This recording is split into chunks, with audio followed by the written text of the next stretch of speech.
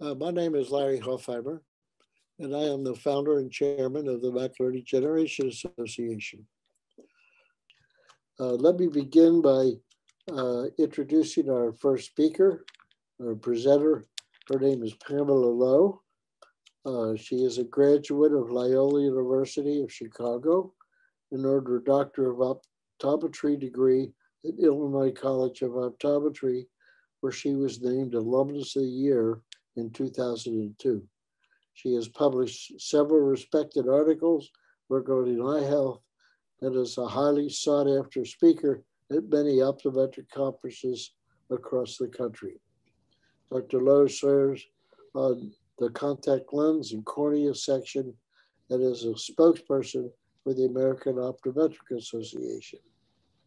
She has served as chairman of the Illinois Department of Professional Regulation State Board of Optometry and is past president of the Illinois Optometric Association. It's now my pleasure to present to you Dr. Pamela Lowe. Larry, thank you so much. It's great to be out of my exam lane and with everyone virtually today across the country. It's a beautiful day here in Chicago. I'm in the very northwest edge of the city. So nice to take a little break and be with you for discussing two topics that are near and dear to my heart. So we matched this up, dry eye and dry AMD, and obviously the dry is what is the same in both of those. And we're going to learn today how they may have things in common, how they are mutually exclusive, but how they can both be very impactful on our lifestyle. So let's get right down into it.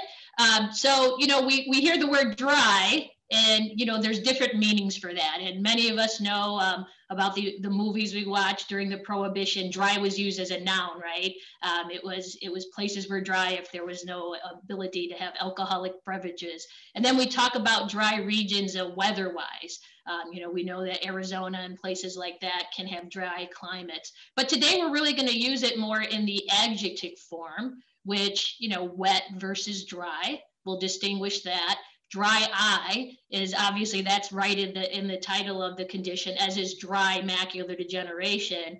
And we characterize dry, especially when we talk about the tears, with lack of tears. And that could be very impactful on our vision. And we'll talk about the two forms of macular degeneration and how those can impact us.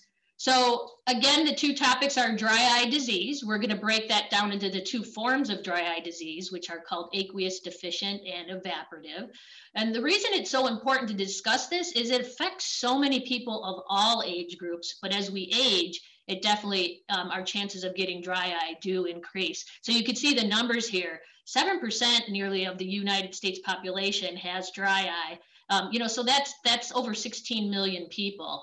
And dry eye, it varies. You know, it could be very mild in some patients, very dramatic in others, and be very disruptive to our daily life as far as pain and blurred vision. And then, of course, you know, age-related macular degeneration. Most of us on this talk have heard about that. There are two forms, wet and dry. And the reason it's so important to distinguish and educate ourselves about that is because now there are things we can do to help prevent vision loss with AMD. When we'll see during the talk, there weren't things early in my training that we could use. But it's so important because 11 million Americans right now are suffering with macular degeneration, and more are just getting diagnosed each year. So let's talk a little bit about dry eye disease first. The prevalence does increase with age. So each decade of our life that goes by, our chances are greater. And again, as we age, women tend to have dry eye compared to male counterparts. And the economic burden and impact on dry eye disease is really quite remarkable. Again, we'll dive into it a little deeper, but it could be as terrible as patients having such blurred vision and pain that they really can't function, and then their productivity goes down. Then AMD, again, the numbers are so high, and the reason it's so important to educate ourselves about this and discuss it is we look at the things that we traditionally know can take away our vision, and that's glaucoma and diabetic eye disease. But look at these numbers. If you add up the people at risk for vision loss from glaucoma and diabetic retinopathy, at over 2 and nearly 8 million. That doesn't even add up to those at risk for AMD. So it's really, really important that we educate ourselves and know a little bit more. Now, dry is one of the 2 forms of macular degeneration, and clinically we call that non-exudative. And so dry just means, as you can see here in this image, these white lesions you see, they're kind of waste products that build up in the eye, but they don't lead to exudative AMD, or they can lead to exudative AMD, but they're not exudative or wet form. So the wet form of AMD is what can dramatically take vision away very quickly. And as Larry was discussing, that's what we go and get treatments for with the anti-VEGF. But dry has varying forms. You could still see very well with dry AMD. And the vast majority of patients that are diagnosed have dry AMD. Again, dry can lead to wet. And during our discussion, we'll discuss what we can do to help that not happen. Dry does progress at a much slower rate. So if you're staying that non-exudative or dry, your vision's going to remain more stable over time. Again, if it converts to wet, that's an immediate loss of vision. So important to just take a deeper look into both of these conditions, because, you know, at my practice, we say if our patient doesn't leave knowing more about their eye and their eye health and how to have a lifetime of healthy vision, then we didn't do our job. So again, I'm so excited to have this opportunity to take a deeper dive with everyone. So when we look at dry eye, these are kind of the main 8 things that most of us will experience. And again, some of us may not experience many of these, or at times where it gets really bad in certain situations, we may experience these, but these are most of the things patients will complain about. Blurred vision, they have a light sensitivity if their eyes are irritated enough, conditions that are windy or dry affect that, the weather. Dry eye, especially with everyone now on Zoom meetings like we're on today, and virtual learning, just fatigue at the end of the day from staring and our eyes drying out. And those of us who want to be visually free from wearing our glasses, it really can affect contact lenses, because contact lenses float in the tear film surface. And so again, symptomatically, sometimes you'll get that scratchy, gritty, just uncomfortable feeling, like a foreign body sensation. And counterintuitively, sometimes you'll tear more with dry eye. So it's like, well, my eyes are dry, why am I tearing? Well, your body senses that there's an irritation there, and then you'll reflexly tear, but the tears are poor quality and they're not really helping. And then of course, your eyes can get red from dry eye conditions. So just to get a little bit into the meat of the anatomy behind dry eye, there's 3 main layers of our tears, as you see here. So the outer layer is called a lipid or oil layer. And that is super important, as we're going to find out. That a disruption of that is what leads to the majority of dry eye. That film is so important because this is the water or aqueous layer of our tear that cleanses and nourishes the cornea, the front of the eye, cleans that optic surface off that we can see clearly. And then there's a bottom mucus layer, and there's these cells here that produce the mucins, and that's what holds the water and the oil layer together so that it stays on our corneal surface. And then just to take a closer look, well, what part of our whole visual system produces those layers? So the lacrimal gland is what produces the aqueous or water layer of our tear. And so that's really important that we have a good volume of tear. And then the meibomian glands that line our lid and with each blink bring oils out onto the surface, create this lipid layer so that, again, the tears don't evaporate. And again, the mucus layers is produced right at the outer surface of the cornea, and that helps hold everything together. And then what we call the lacrimal system, the whole point of this is to keep our ocular surface, that window that light first needs to enter, to keep it clear and healthy and comfortable. So we have the lacrimal gland producing the volume or the water layer of the tear. When we blink, the oils of our tears get squeezed out and also flush old tears to what we call the lacrimal system. So if you ever looked really closely at your lids, there's a little punctal opening here and an opening here. And when we blink, we squeegee all the tears, old tears to those openings, and then that drains into our nose. So that's part of the whole system. And that's why when we cry, because our tears drain into our nose, that's when we have to blow our nose a little bit more. Now, if you have a dysfunction of the lacrimal system, of that drainage system, that could be significant. So as you're doing the normal blinking, if there's anything disrupting those tears from draining into the nose, you'll get pushback and tearing. That's different than the tearing you can get just from dry eye, even though you might have an open nasolacrimal system. So the vast majority of dry eye is not because we don't have enough tears. About 15% of dry eye is due to lack of tears, and that's mainly from autoimmune diseases like Sjogren's disease, rheumatoid arthritis, systemic lupus, and those are all inflammatory autoimmune diseases in our body that affect the lacrimal gland. So those folks have a poor volume of tear, and so we have measures where we'll have to close off those openings with special plugs to help keep the tear volume there. That's only about 15% of folks that have dry eye. The main reason people get dry eye is because it's evaporative disease. So the meibomian glands that we discussed that squeeze out the oils into our tear, those are not functioning as well. So the normal function, you can see the glands that line the lids here, the normal function is to have these nice oils that are nice and fluid, kind of like olive oil, you know, free flowing. And with each blink that coats the layer of the tear so our tears don't evaporate. What happens is when you have blocked glands, that's the issue. So those meibomian glands get blocked, and then instead of the nice oils looking like droplets of olive oil, it looks more like toothpaste. And that can be a very, very significant cause of symptoms for patients. So here you can see those glands are plugged. When we as a practitioner would push on the lids, we don't get any oils coming out. Now, if we take a special kind of ultrasound photograph of the lids, when we flip them, you could see the actual glands in this live patient. On our upper and lower lid, these are long glands, and if they're long and healthy and have a good quality of meibum or oil, then we're good. You can see here, this is what happens. We go from here plentiful glands to dropout. And unfortunately, when these glands drop out and die, we cannot get them back.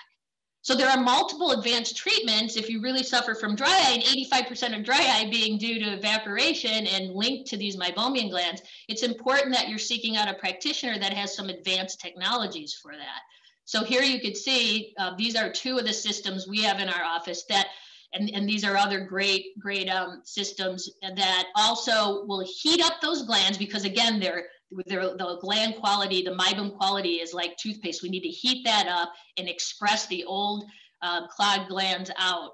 And we could do that with heat about to 108 degrees Fahrenheit. This is a closed eye system that does that. And as this unit is on the eyes, it actually heats and pumps out and evacuates the glands. This is an open eye system that's comfortable for some patients. Again, heating it up for about 14, 15 minutes to 108 degrees. We use light. It's called IPL, intense pulse light therapy. And that's another way to heat the glands. And these are great other units to, again, I'll heat the glands because we need to then express the glands. So I wanted to show you guys a video here of after we heat the glands in the office, we take certain instruments. This is called a Mastrada paddle. And then after the glands are nice and heated and we're getting those oils up to a temperature where it's easier to express. So you can see here, it doesn't hurt. I know it looks like it may, but it's very gently. We press on the lid and we just get all that toothpastey, bad clogged glands. We evacuate that so the patient has a chance to have better gland function. So I know it's around lunchtime around the country, so I hope you've either already eaten, or if you haven't, I hope that doesn't disrupt your day too much. But that's an important treatment that helps many, many patients. Then you may have heard of a condition that definitely contributes to dry eye called blepharitis. So now we're not inside the oil glands. This is a patient who may have too much oil production and they're not getting those oils cleaned off the lids when they come out. It accumulates and dries. So here you could see a cartoon of a healthy eye and lashes. And here you see kind of this dandruff. These are dried meibum, dried oil. And that's flaky. It can fall into the eye, eventually clog the glands. And so blepharitis is a condition that's really important to treat. This is a live image from a patient that has blepharitis. And you can see here again, those oils like dandruff clog and and then just coat the lashes. And it can be very, very uncomfortable for patients and cause styes, infections. And then there's a mite called Demodex that actually feeds on those oils. It's microscopic. And again, then you can get that into your, it be a chronic condition that really lends itself to more inflammation and irritation. So there are treatments for blepharitis. We do in-office deep cleanings for folks that have it really badly. Just like you go to the dentist and you get a deep cleaning a couple of times a year, our patients who really suffer with chronic blepharitis, which again is a chronic condition. It never totally goes away, but we want to keep it nice and quiet. So this you could see before treatment, the crusting of the oils, and then here after the deep cleaning. And then we use these things we give patients at home to manage the condition, because again, it is chronic. So warm compresses, cleaning that area regularly with either products like tea tree oil or hypochlorous acid are great cleansers, gentle on the eye. And then sometimes we use ointments and even at times oral antibiotics. But what most of us know of dry eye, it's kind of like, oh, my eyes are dry, I'll put something in there. So this over the counter is where most people who get symptoms of dry eye, go to their pharmacy, and in that sea of eye drop aisle, it can get very, very confusing. And knowing that over the counter drops really only provide temporary relief, because they're either giving us more tear volume or helping the tears not evaporate. And that's why it's important to know not all eye drops are the same. So, you can kind of say, oh, this one looks more flashy and shiny, I'll try this one. But really, you need to consult with your doctor on, number one, what is the cause of your dry eye symptoms, and really which drop or gel should I have. And then sometimes many of you on this call may have gone to prescriptions that your doctor gives you. So topical prescriptions that we've all seen, we know there's steroid eye drops, non-steroidal eye drops that we can use for flare-ups. Long-term, we use drops like Restasis and Cequa. Those are called cyclosporins, and they help, again, the inflammatory component of dry eye and help the tears stay where they should, and the volume, and contribute to better tear volume. Xiidra is another one you may have heard of. A lot of these companies now do outside marketing, and I know my mom, when Xiidra came out, I think Jennifer Aniston was the spokesperson. My own mom calls me up and goes, I want the Jennifer Aniston eye drops. And I didn't know that she was the spokesperson. I'm like, okay, the Jennifer Aniston eye drops. And then of course I saw the commercial. So again, those are all great. Those are usually used twice a day. Great. Those are long-term therapies. We use steroids more for flare-ups, because you don't want to be using a steroid eye drop chronically. And then sometimes there's topical antibiotic eye drops that we use that are helpful. And then some of you may have even heard of autologous serum. That's actually severe cases where we even take serum from the patient's own blood, make that into an eye drop, and then it gives those patients relief. That's a category of patient that really usually has severe other issues going on in their body. But then we also can treat dry eye orally. We use over-the-counter omega-3s. Omega-3s help that quality of the meibum stay that nice kind of flowing, smooth oil, instead of that toothpastey type of oil that we can have. And so if you're taking at least 1,000 milligrams or more of omega-3, that can definitely support the tears, or eating foods that have omega-3s in them. But sometimes we have to turn to oral antibiotics that, not so much it's an infection, but they work as an anti-inflammatory with the eye. And so they help, again, the oils of the eye. So the bottom line is you need to find a doctor who's actually properly diagnosing you and treating the source of what your issue is. So again, most are evaporative. It's your tear quality that's poor. A small percentage are aqueous deficient, which means the quantity of tear. But again, it's important to be successful and get relief from your dry eye. It's important to know, are you a combination of those two things, or mainly one or the other, and then treat that source. And then that really helps improve evaporation, less evaporation, and increase tear volume. So I want to switch now to AMD, and obviously this is the Macular Degeneration Association, so we really want to make sure we're educated about this. So I call this the behemoth, but because again, we mentioned at the top of this talk just the impact and the sheer numbers of patients. When I started my talking, 2020 was in the future. And so these were the estimated prevalence of these conditions. And you could see here by 2020, we were right spot on. We're about 11 million people with with AMD. And then it's projected to double by 2050 in the next 30 years. Again, we're all getting older and living longer. But this is what's compelling. Again, when you look at these different diseases that we think, oh my gosh, I'm at risk for that. But just look at 7 out of 100 folks 40 years and older are at risk for AMD, where it's 2 out of every 100 for glaucoma and 3 out of every 100 for those who have diabetes.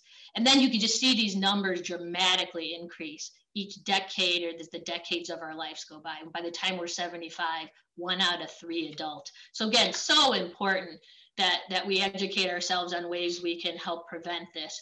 So I love this slide. I call it my chicken or the egg slide. I've heard people say, oh, your eye is like a camera. Well, the eye came before the camera, so cameras are actually like our eye. And so before we get a deeper dive into AMD, I just wanted to have some reference point of how we actually see. So obviously this is a cross-section of an eye, and this would be our cornea, and that's where we were just discussing dry eye conditions happen. Light, that's the first optical surface light is actually our tear film, then cornea, and then the iris is the colored part of our eye, pupil is the center, and then light goes through the lens of our eye. So similar to a camera, you have the outer surface of would be our cornea. The lens would be the inner workings. The lens you can autofocus in and out in a camera. And then this just shows light goes through, and then you can see here the retina is likened to like film in a camera. And light, if we're doing the right job as your eye doctor, we get the light to focus to pinpoint right here in your fovea, which is the very center of the macula. So again, just trying to give you a little bit of perspective. So now dry eye effects up here, dry macular degeneration, we're back here in the back of the eye. So many of us may not have heard of carotenoids or macular pigment. MPOD for short, macular pigment optical density is a very important thing that we measure in our practice now. But carotenoids are pigments in nature that protect us. So, you know, the bark, the brown bark on trees, plants, the green on plants, you know, all those hues on fruits and vegetables that are protective. And that's what carotenoids are. There's about 40 or to 50 carotenoids found in the human diet. So we ingest about 50 of them.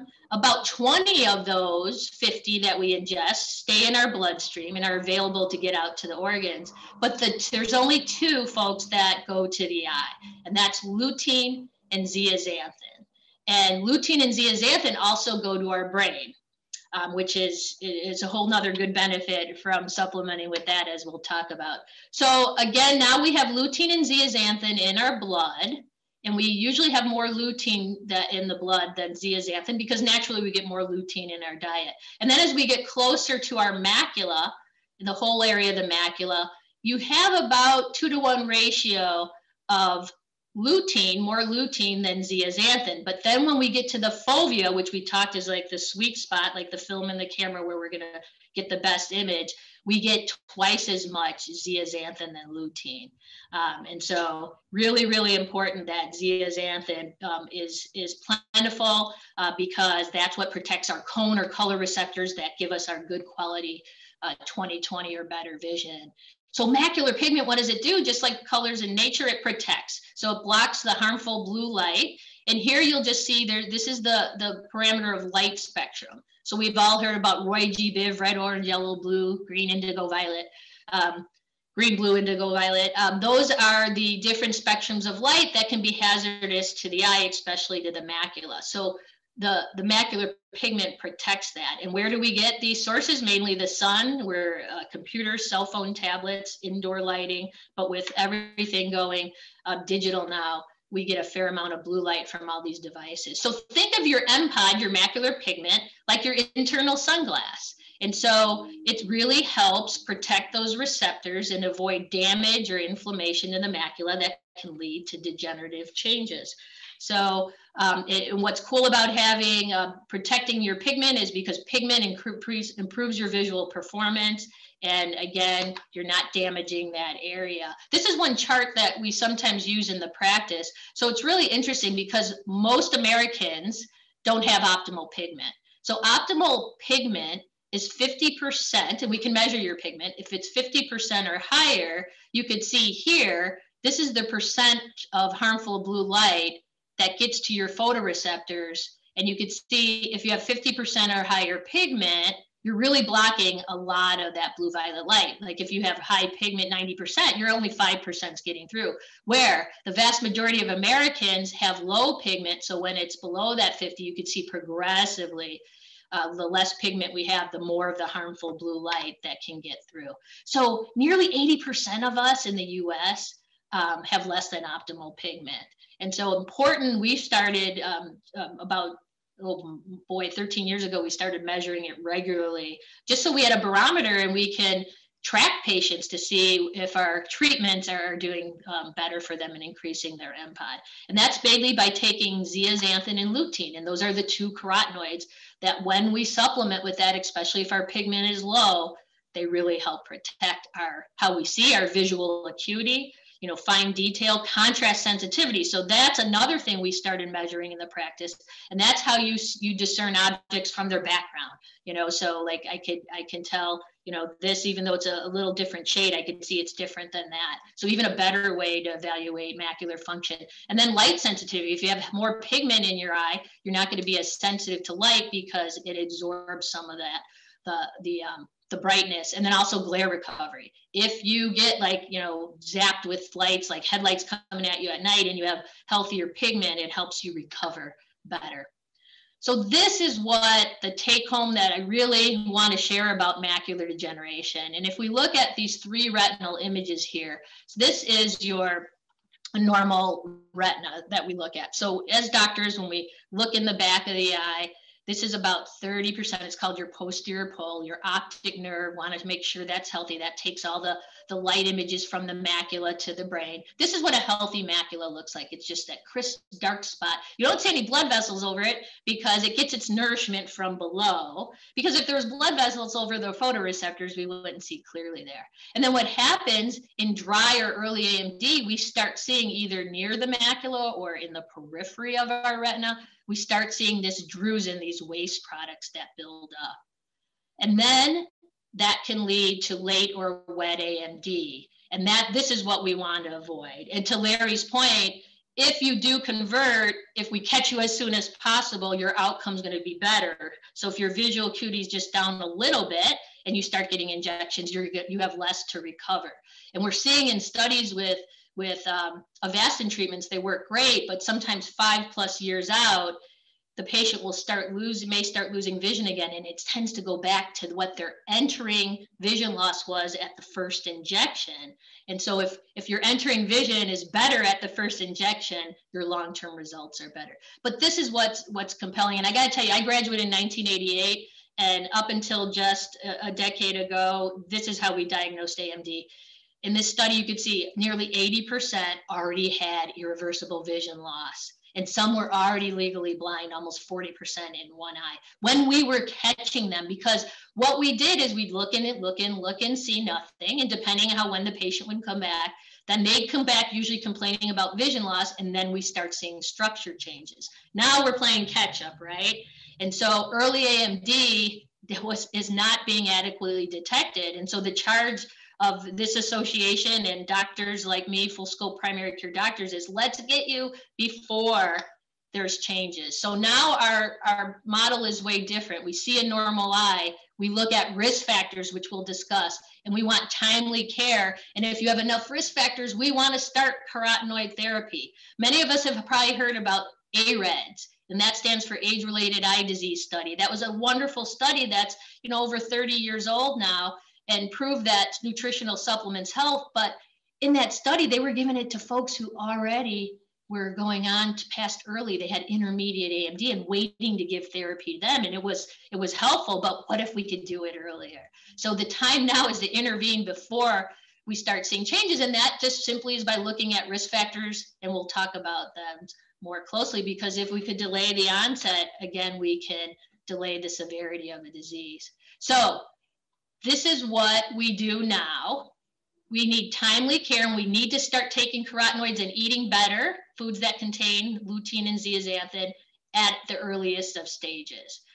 So nutritional supplements are a staple in our practice. It all starts with what you eat, and we'll talk about that. But these are the technologies that back in the 80s and even, you know, the early 2000s, I didn't have to help me assess a patient's risk. So now we test more contrast sensitivity, not just your acuity. How do you see low levels of contrast? We have dark adaptation that can pick up macular degeneration up to 3 years before I see it as your doctor, or you know, that no drusen changes before that, or you have 1 letter loss of vision. So how cool is that? I know kind of that macular degeneration train's left the station. We have what Dr. Blumker will talk about, PHP, preferential hyperacuity pyramid. That's a specific technology. If you have dry changes, making sure you don't convert to wet. And if you do, catching you really early on. What's really cool, we have genetic testing now. Again, we measure macular pigment. And then we have better instruments to look at structure, because the surface can look great, but now we have instruments called OCTs, optical coherence tomography, that look below where my human eye sees on that surface in my evaluation. I could see below and even see the blood vessels and how those are looking. So again, really, we want to keep you going down that road a long time before it's blurred. So let's look here at the risk factors. So there's risk factors we can control and there's risk factors we can't, right? So we know family history. You know, if you have a family history right out of the gate, you're at risk. Time is a risk factor. Gender, females, again, especially as we age, get macular degeneration nearly twice the rate of men. And then we know if you have cardiovascular disease, that's a risk factor. Now, if you have cardiovascular disease, it doesn't mean you're going to get macular degeneration. And if you have macular degeneration, it doesn't necessarily mean you have cardiovascular disease, but there is a high correlation between those two. And then we know smoking, obesity, poor diet, and low macular pigment are definitely risk factors. But what's cool is those are risk factors we can do something about. So the minute I have someone high risk for AMD, I mean, we've talked about not smoking for years, right? But yet another reason for my smokers who always hear they need to quit, you know, this could affect your long-term vision. We know if you're overweight and have a poor diet, usually you're overweight because of a poor diet. Just moving your body, folks, and eating properly can dramatically reduce the risk of AMD. And then if we identify that you have low macular pigment, we can track that and measure it, and then again, supplement with our diet and carotenoids to increase that pigment. But, you know, I can't say enough. You got to stop the worst toxin, and smoking is the #1 modifiable risk factor for getting AMD. It just, again, causes inflammation, and it's just, again, it can affect lots of your body, but my patients who have vision loss from AMD, who unfortunately went on to end stage, 90% of the time they have a history of smoking. So, and there's different ways you could do it, you know, listed here. Some people can do it cold turkey, although that's very hard, but we just refer our patients to either get an emotional hypnosis therapy or wear the patches or the gum, but quitting is just key. And then we protect our macula by starting to put the good things in and keep our body moving. And I'm not talking running a marathon. There was a study that showed people with known vision loss in one eye, if they walked as little as 2 city blocks a day, which is not that hard to do, it helped dramatically help their vision not get worse in the fellow eye. So the way we sustain our macular pigment is so cool as a therapy. It's #1, well-studied and no side effects. It's taking supplements that contain lutein and zeaxanthin. And not only does it protect the eye, it protects the brain. We get lutein, usually the source is marigolds, and zeaxanthin, paprika is the main source for that. Then there's also things we can do, you know, as far as UV and blue light protection. You don't have to spend a lot of money on sunglasses, but they should be 100% UVA and UVB protection. That's the key. Whatever you're buying, the lens should have that label on it. But really, you know, as we age, and we're talking to those of us 50 and over are at risk for AMD, you know, the lens of our eye actually is a blue filter. It yellows and hardens with time. That's why we all need help with reading. So really, naturally, older folks have this built-in UV block, but it's really important to know kids, they have these clear lenses that really can be affected by UV and let more UV in. And so really important for kids at an early age to make that part of what they do. But adults, it's important for us to protect the eye, the skin around the eye from cancers. And their sunglasses are always best if you use them with a hat with a brim. So here you can see inflammation is what is the word you need to know that is in common with macular degeneration and dry eye disease. Inflammation. So let's look here. This is the normal retina. So this is if you were looking at the bottom surface of the retina. We call this the pigmented epithelium layer, and the photoreceptors are directly above that. And this is what a normal retina looks like. Everything's nice and in place. Then we start getting waste products that build up in the eye, which cause inflammation. And this is where you see the early drusen.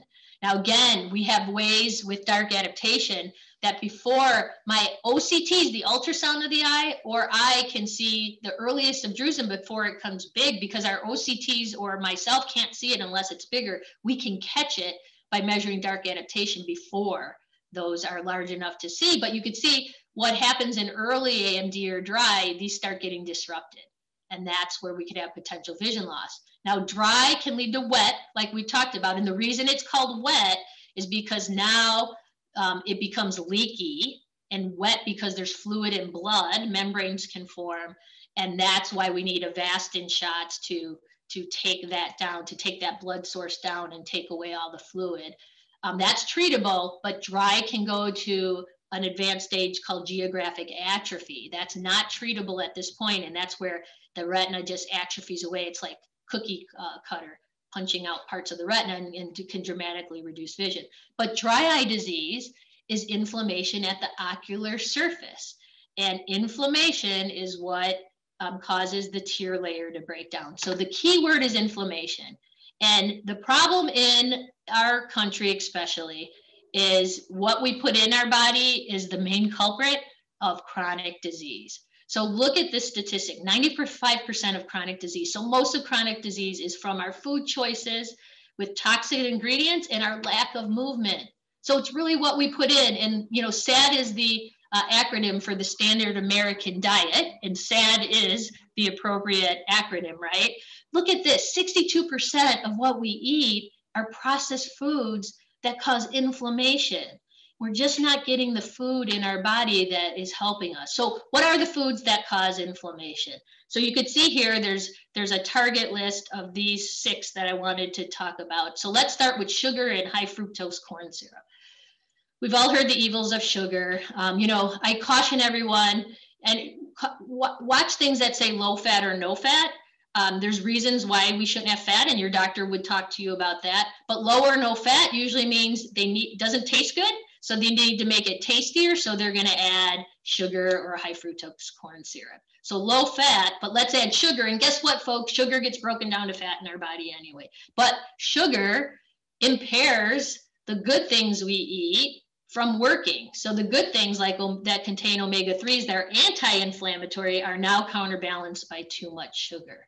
And so we know that too much, especially fructose, is linked to diabetes because we're insulin resistant, liver disease, kidney disease, and you can see the things listed here. It's our candies, cookies, cakes, donuts, all the things we've come to love and develop a sweet tooth. I don't know what part of the country you're in, but we call soft drinks or pop. Some people call it soda pop or soda. We call it pop here in Chicago, but if that's the one thing I can get someone who's an avid pop drinker or daily pop drinker to cut that down, huge.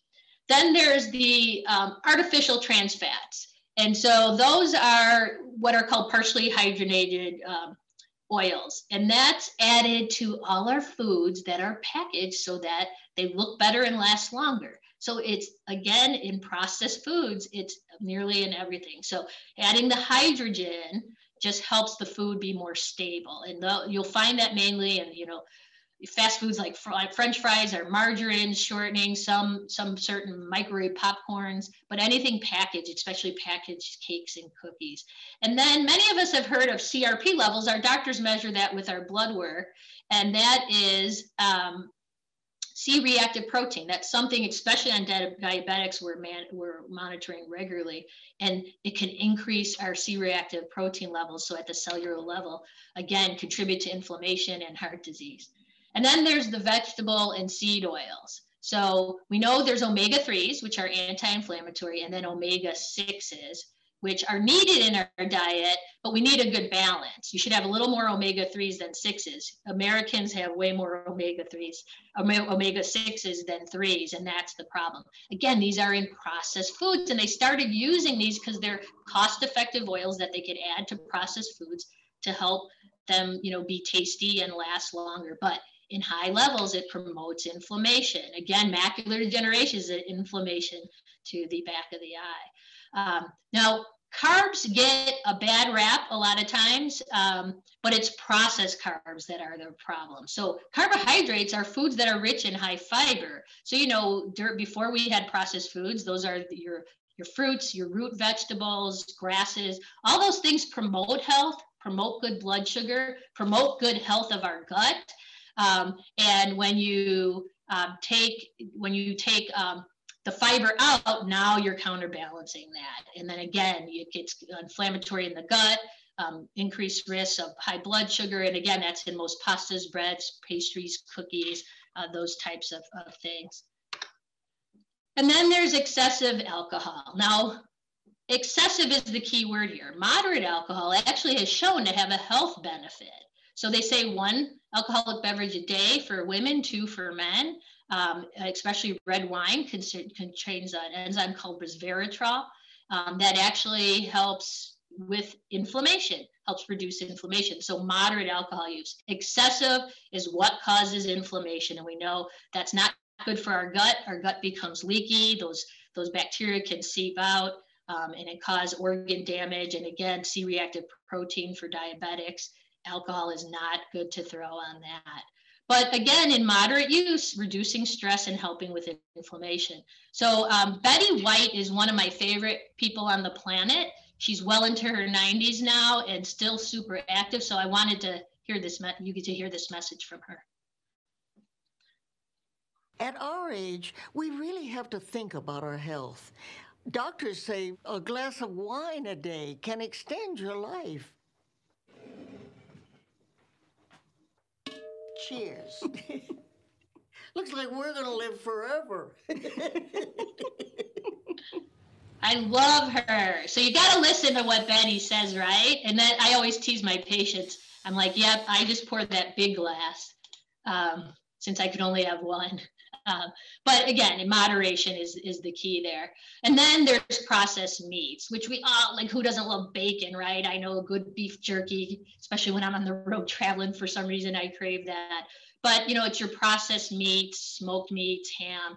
They're high in nitrates and nitrites, which are sodium. So they increase the sodium, which we know dehydrates and causes inflammation. And they put that in there again to preserve the meat and make it tasty. But what's really interesting, because when they cook these at high temperatures, you get what's called these advanced glycation end products, and ages for short. And that has a strong association with colon cancer. So again, unprocessed, uncured meats, or if you're going to have meats in moderation, that's the way to go. So it's all about reducing inflammation.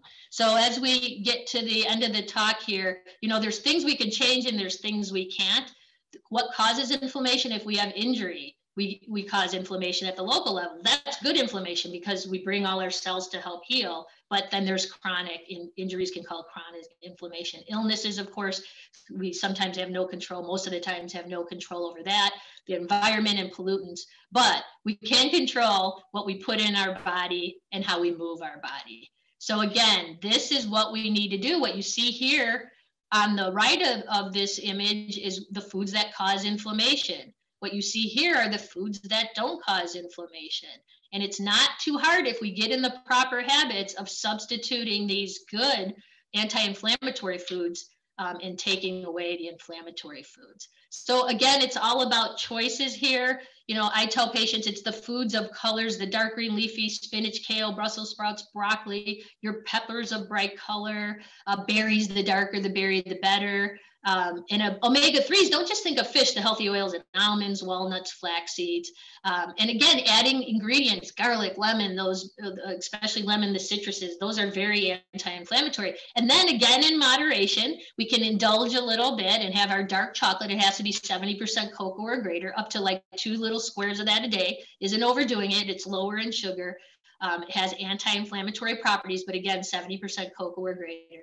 And then red wine in moderation. So these folks are literally pictures that you see here. I took this picture when I was on the road consulting in a practice. It was in, I think it was in, let's say, Missouri. And they said, oh, Dr. Lowe, come and join us for lunch. We just had pizza delivered.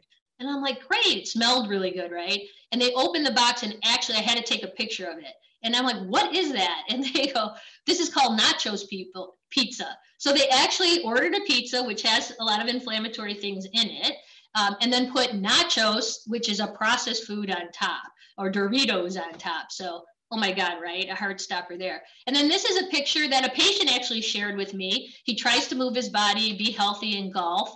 And this is what he had for lunch after he got off the golf course. So good for him. He was moving his body and then eating healthy foods. So it's really, if there's a take home in how we shop, you want to shop the perimeter of the store. The perimeter of the store is where you have all your fresh fruits and vegetables, your fresh meats, unprocessed meats, your fresh baked goods that don't have a lot of additives to them. It's when we shop in the middle of the store, anything packaged, it's going to have something in there to preserve it. So again, you want to make the choices that are foods that have anti-inflammatory properties. The only thing I'll say is, especially with dry eye, hydration is super important. This is the upper end. They say 9 cups for women, minimum 13 cups for men. That's kind of a higher end, but natural juices, low in added sugars. So when you get sugar from natural source, we don't count that. Added sugar, no one should go over 50 milligrams of sugar in a day. The optimal for women is 25. And for men is 36. Men always get they get that extra glass of wine and they get a little bit more sugar. Caffeine is a great natural antioxidant, but in moderation, 2 servings max. If you have too much caffeine, that dehydrates.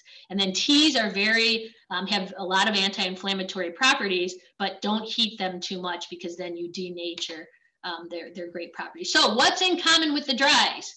You can have dry eye and you can have dry AMD. You can just have dry eye. You can just have, one or the other. You could have a combination of both, but it's the word dry that's common. And these are the risk factors that they share. Time is a risk factor for both of these. Being female is a risk factor for both of these. And having systemic illnesses, especially for dry eye autoimmune disease, that's inflammatory condition in the body, and illnesses like diabetes and cardiovascular disease are what affect macular degeneration. Those we can't change. Those are the genetic roll of the dice that we get. But these are what's in common that we can change. So we can stop smoking, we can eat better, we can, try to eat better, and then also supplement, super important with AMD, and we can control our environment as far as what we do with our eyes and protecting our eyes. So thank you all for your attention. I'm going to take questions next. This is my email. I'm always happy to answer as soon as I can get back to you. I do. And then that's our office number. If you're not on email, you could jot that down and always leave a message for me and I'll give you a call. This is actually a picture when our huge snowstorm, I got out on my snowshoes. So that's what you see me. That was in the forest preserve behind my house. So I am going to stop my screen share now and look at some questions that we have. Okay, I was told that I have dry macular degeneration and that my eyes are dry. Did the dry macular disease cause my eyes to be dry? No.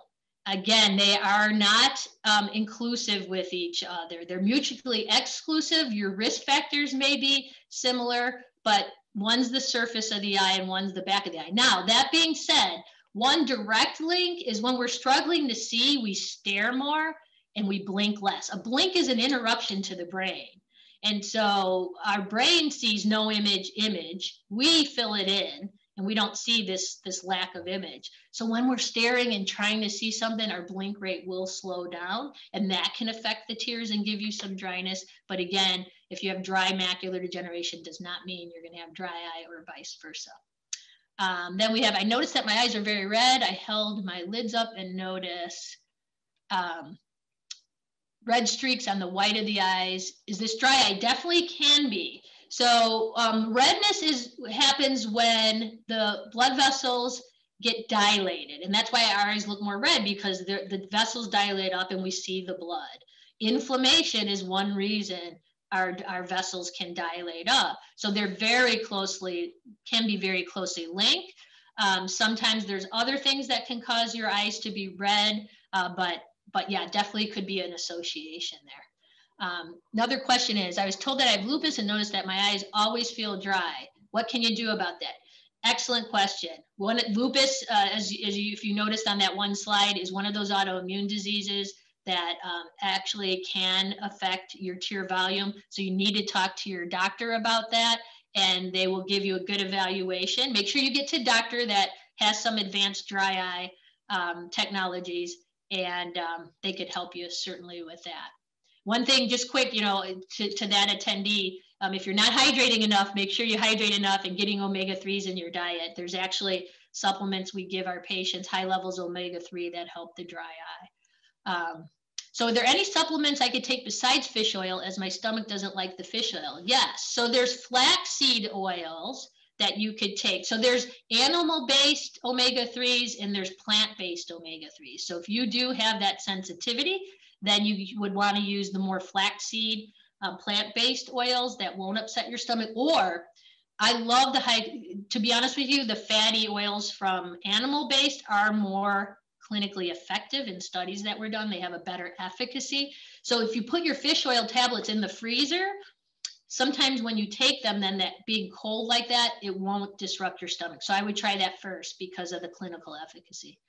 Are there any clinical trials for dry macular degeneration? Yes. I did not mention, but there's therapies coming out now for dry. They've been in the works for a long time. So in the works means there's clinical trials. We're super excited, waiting to see if these technologies, actually we describe them kind of like a Drano, those yellow areas of drusen waste product that you saw build up, where there's therapies they're working on that will dissolve those and then lower your risk for vision loss. So yep, excellent point. How can I find what clinical trials are going on in my area? I don't know where you live, but if you live in a larger metropolitan area, Dr. Blemker is from Nashville. She has Vanderbilt University there. I'm here in Chicago at University of Chicago, Northwestern, Rush. So if you're more rural, I would just Google clinical trials and see if there's something near you or where you can go. And then Kurt, I find that I'm getting more and more tearing at night. And when I wake up in the morning, this is related to dry AMD. That is not directly related to dry AMD. That is dry eye. Very common. You get that sandy, gritty feeling that you can even wakes you up in the middle of the night. So I give patients lubricants that they use before they go to bed that help with that. It's a more viscous drop. And then when they get up in the morning. So again, have your doctor, refer to you from that. Are highly myopic eyes more prone to dry eye disease? Great question. There's not a direct relation to being nearsighted and having dry eye disease. Again, the blink, we didn't get into this too much because dry eye can be a 6-hour topic, but our blink rate is directly related into fresh tears, quality tears, flushing out old tears and getting quality tears on the surface of the eye. Myopic folks tend to be, statistically have been shown to be a little bit more bookworms again. So when we're concentrating and looking up close, and now we're on these Zoom meetings, we're blinking less. So it really isn't directly related to being nearsighted or farsighted, but the things that we do in our environment. Can dry eyes cause loss of corneal sensitivity? Yes. So there's certain conditions that are what are called neurotrophic, where the patients just actually start losing corneal sensitivity. It could be from a chronic dry eye condition. It could be from other things. But yeah, that's a dangerous one because the cornea can be breaking down and the patient doesn't feel it. So again, importance for timely care. Can you recommend a good preservative-free drop, as I am highly allergic to many drops? You know, I don't like to, there's lots of great products out there. Again, I recommend emollient-based preservative-free because 85% of dry eye, as we discussed, is caused from evaporation. Emollient replaces that oil layer. Again, it's short term. So there's an omega-3 by one of the companies that's preservative free, and preservative free will usually come in those little vials that you rip one off, open it, and then use it for that day. But they're now starting to have preservative free packaging, and it actually looks like this, where instead of a traditional eye drop where, the topper is that narrow, long, narrow nozzle, it's flat. And so nothing can get in. And these are a way that they're using bottles for preservative free. So just look for preservative free that has an emollient base in it. Hi, John. My eyes never feel dry, but I often have fogginess. Yep, John, that could definitely be dry eye. Any blur or fogginess that can clear with a blink, especially a more forced blink, and you're like, man, that got better, that's tear film. So yeah, you could have those intermediate bouts with fogginess. So I'll talk to you next time I see you about that, John. Thanks for being here. What about blue light glasses? Or I'm assuming blue cut glasses. Blue light glasses, I'm assuming, is what they're talking about, my thoughts about that. So I do have to tell you, ultraviolet light, well studied for years and years and years. Blue violet, we still are doing some studies. We don't know the long-term effect of damage, but someone high risk, we want to, not knowing 100%, we know it has a propensity for damage. We want to block it.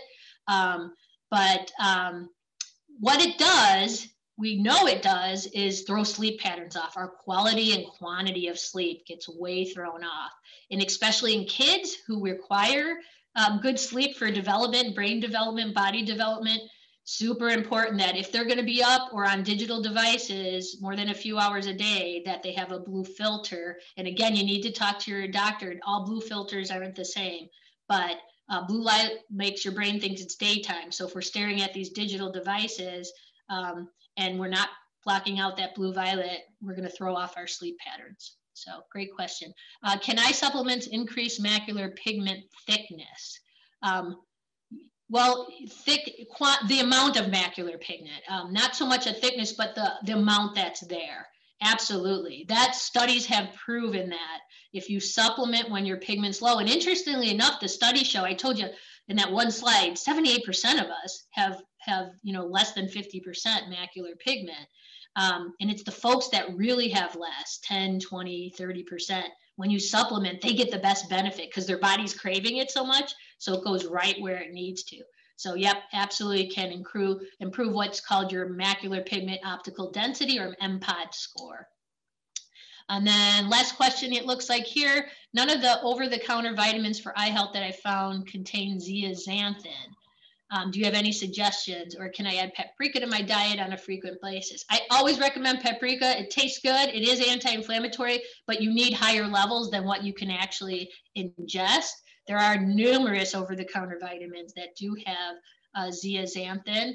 And if you email me, I will talk to you about the ones and the amounts that you should look for. Be happy to do that. So if you remember Pilo, first initial, last name, at proeyecarecenter.com, or you can get the information from the MDA. My eyes don't feel gritty, but I tear up several minutes when I wake up. My eyes frequently sting, especially after I take a shower. Yeah, so what's happening is when you first wake up, remember we talked about the blink and getting fresh tears over the cornea, old tears out, fresh tears over the cornea. When we're sleeping, obviously, our eyes are closed and we have no blinking. So if we have a little inflammation and then we sleep, that can give us symptoms in the morning. So again, proactively using certain type of drop at night can help that. Lots of people report after taking a shower, it's either the steam in the shower or maybe soaps you're using or the aroma from the soaps, can contribute to irritation. Remember, dry eye is it's due to inflammation and mostly evaporation. So you're exposing yourself to something that's causing your tears to evaporate in that shower. What to look for when choosing an omega-3 supplement? Excellent question. It has to be 1,000 milligrams or more of EPA and DHA. Now, those are two of the types of fish oils in most products. I don't care how much of each, but they should add up to 1,000. If they're not adding up to 1,000, then look for another product, okay? And I will tell you, a lot of my patients, we have a Costco behind my practice, and they're like, oh, I got this they come with this big jar of omega-3s from Costco. Oh, and it was so cost effective, and it says omega-3, that's healthy, right? Well, they're big capsules with low amounts of fish oil in it. So you have to take like 8 of them to get the benefit of other products where you may take 1 or 2. So that's why really, really important for that. So do I need to ask for a test at my exam, or it will be offered automatically? Again, we offer it to, I think you're talking about MPOD testing or dry eye testing, I'm not sure, but whichever you're talking about, it needs to be where you're getting your regular eye exam, your doctor's identifying what you're at risk for, and then offering the appropriate testing. Dr. Lowe, that was an absolutely fabulous presentation. Thank you so much. I now want to move on to our next presenter. Megan Blemker is an ocular disease residency trained optometrist who practiced in Nashville, Tennessee for 9 years. She is currently she joined Notovision team a little over 2 years ago, where she serves as Director of Clinical Affairs and Professional Relations. She's going to talk about a device that is about the best device around that can show early detection of wet macular degeneration. I use it myself every day, and I'm one of its biggest fans. So it's now my pleasure to introduce you to Megan Blemker. Thanks so much, Larry. I really appreciate the introduction, and thanks for sharing your personal AMD story. Just going to pull up my brief presentation for you all here.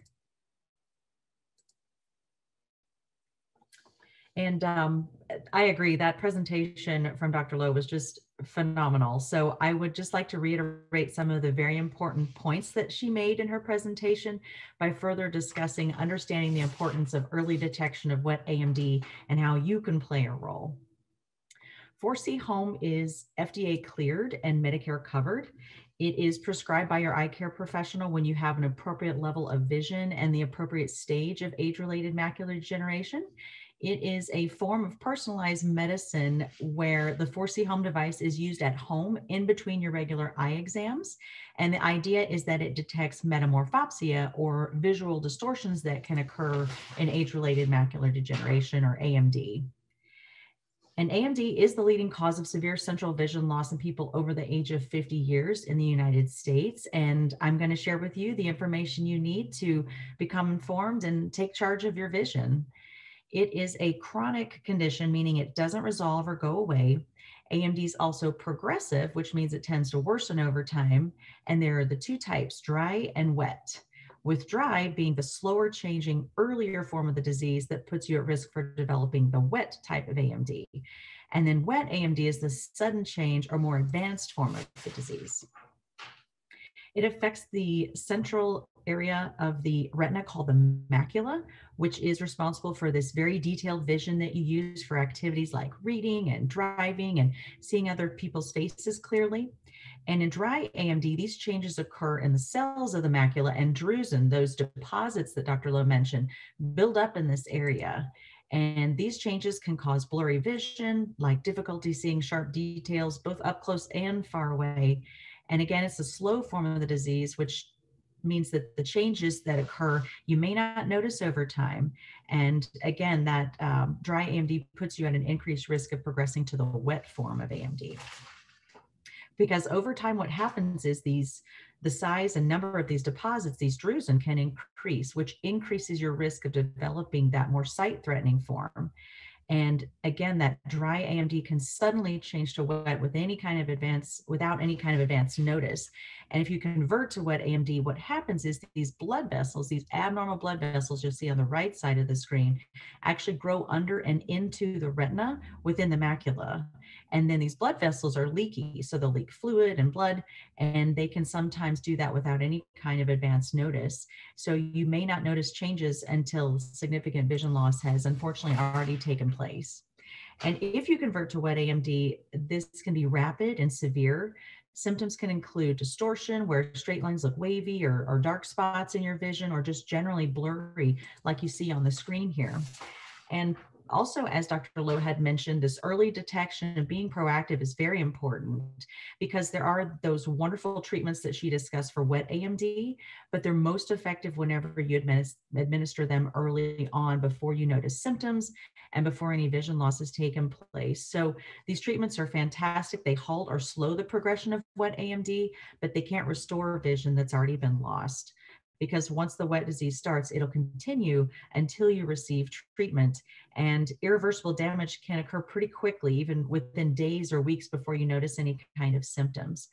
But how early is early? Well, once those symptoms are noticed, then that vision loss may have already occurred. So we got to catch it earlier, have a better chance of preserving your vision and preserving your independence and your ability to go about doing the things that you love to do every day. So let's talk about catching it early.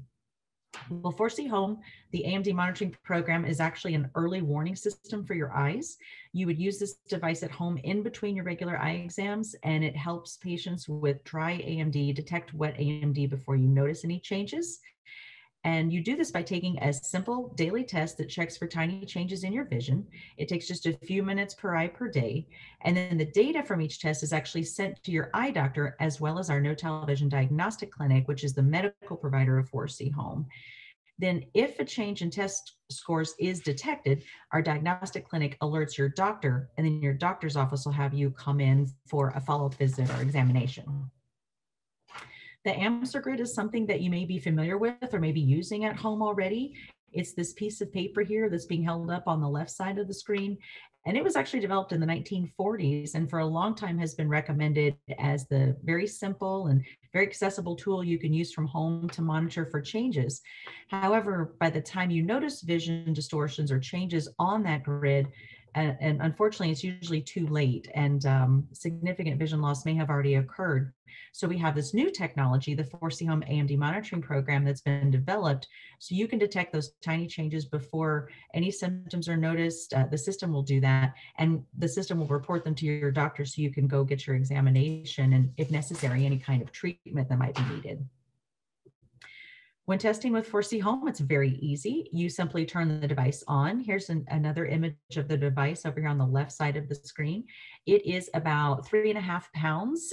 It's very easy to essentially plug and play type of a system, where when we send it to you, you'll just plug it into the wall. There's a little mouse that's connected to that. That's the only thing that you have to do during the test, is click on the mouse. But essentially you turn on the device and then you look into the viewfinder, and you'll be testing one eye at a time. The system is set up for you that way already.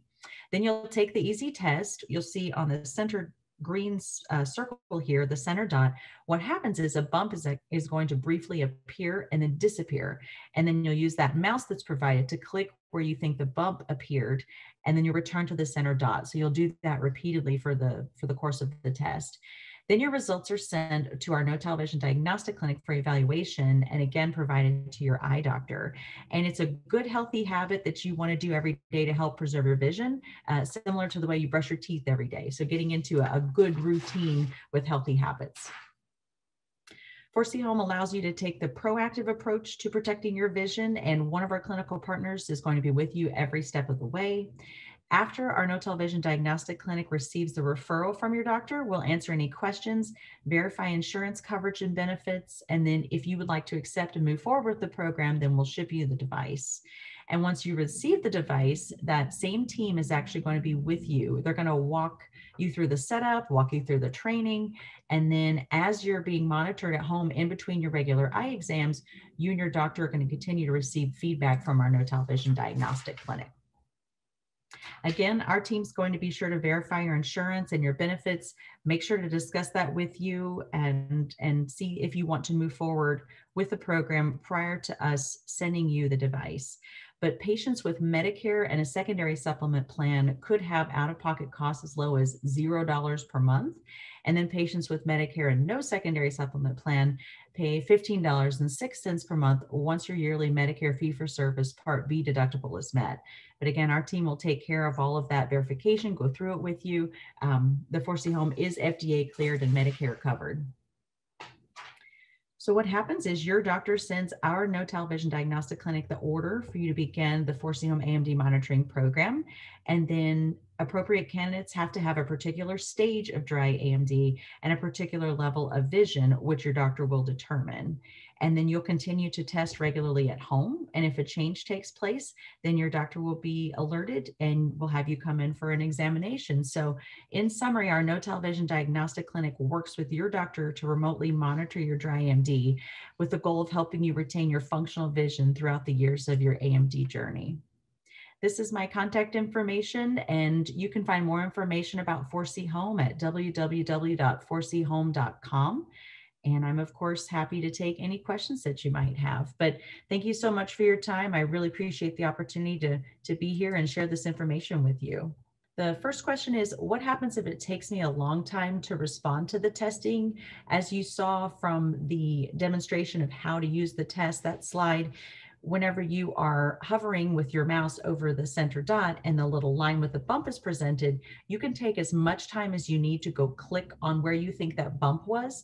The flash itself of that little stimulus of that line with the bump is going to be pretty quick, but you can take as much time as you need to click there on the stimulus where you think it was and then come back to the center. So feel free to take as much time as you need throughout taking the test. The next question is, I have arthritis in my hands. How easy is it to use this machine? Wonderful question. Definitely that can be something to consider when wanting to move forward with our program. I would say depending on how comfortable you are and how difficult it might be to actually use a mouse on your computer and maneuver your hand, that could be a determinant, but we can certainly ship you the device and you can try it out. If it is not something that is comfortable or that is going to be useful to you, then our team will absolutely coordinate ways to get the device back from you. This is one of those tools in your toolbox, so to speak, in addition to all the wonderful things that your eye care professional is recommending that you do to monitor your age-related macular degeneration. So there is no, commitment that you have to approve of moving forward with the program. So if you want to cancel at any time, you certainly can, and we'll take care of that for you. The next question is, I have wet macular degeneration. Should I be using this machine? Another wonderful question. This is actually designed for and approved for dry AMD only. So if someone has converted to the wet form of age-related macular degeneration, first of all, scientifically, the way the device is designed, it is not trained, the artificial intelligence is not trained to monitor the wet form of the disease. It is only the dry to wet conversion that it has been designed to look for. The other reason is because insurance and Medicare will cover the diagnosis codes of dry intermediate AMD, but there's no indication for wet AMD as far as insurance coverage is concerned. The next question, I have dry eye and sometimes it's hard to follow the dots. Is the test accurate? A wonderful question, especially in light of our terrific presentation from Dr. Lowe today. I know there were a lot of wonderful things that she shared as far as ways to manage your dry eye disease. I know that I was blinking a lot more during the presentation as she was encouraging me. If you're having a hard time following the dots when you're taking the test, please continue to take the test. if for some reason over time that you have multiple tests where you're having trouble, then the system will actually alert our no television diagnostic clinic and alert your doctor, and they'll have you come in for examination. So there is a fail safe there, if you will, as far as being able to test properly. So assume no news is good news and just keep testing with it. Do the very best that you can. Have there been false positives and false negatives with this machine? Absolutely. As with any technology, it is not 100%. I like to describe 4C Home as a metamorphopsia detector, or that distortion detector. So a lot goes on in the macula in the center of the back of the eye. And when you have changes that are different from where you started, so your baseline or what was the starting point for your eyes, the device and the artificial intelligence will learn that over time. So if there happens to be a change, then it will be very sensitive to that and will let your doctor know. So if there's a false positive, meaning that an alert goes off with the device, you go in to see your doctor, they determine that you've not yet converted to wet macular degeneration, ask you to go back home and resume your testing. There's a little bit of inconvenience with having to go in again, but I think it's also a great time for the doctor to check in with you, examine your eyes, because as we know, macular degeneration is a very dynamic process, so it changes over time. And of course, there are lots of other things that your eye doctor is looking for during an examination, could be checking up on you for as well. Next question is, please repeat the email address. So my email is mblemker, MBLEMKER at notalvision, NOTALVISION.com. You can also go to the website, which is 4chome.com. So FORESEEHOME.com. And you can find more information there. There's another follow-up question as far as how to get started and the process of getting the device. Best thing to do is talk to your doctor about this. It does require an eye care professional's prescription that is sent over to our No Television Diagnostic Clinic. And we will take it from there as far as contacting you, verifying insurance, and if you decide to move forward, then shipping the device and then staying with you every step of the way as you're being monitored. But I'd say great first step is consult with your eye doctor. Terrific questions.